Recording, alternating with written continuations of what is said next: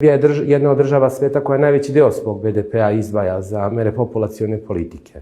Srbija je među prvima ušla u negativan prirodni priraštaj još 1991.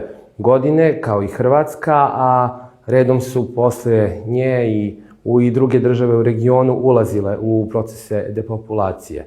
Generalno, kada se govori o populacionoj politici kao glavnim merama koje se odnose na rešavanje ovih problema, može se reći da svaka od država u regionu ima mere koje se odnose i pokušavaju rešiti ovaj problem, ali ako se pogleda količina novca, odnosno finansijskih sredstava koji se koriste, može se reći da je Srbija ona koja daje najviše.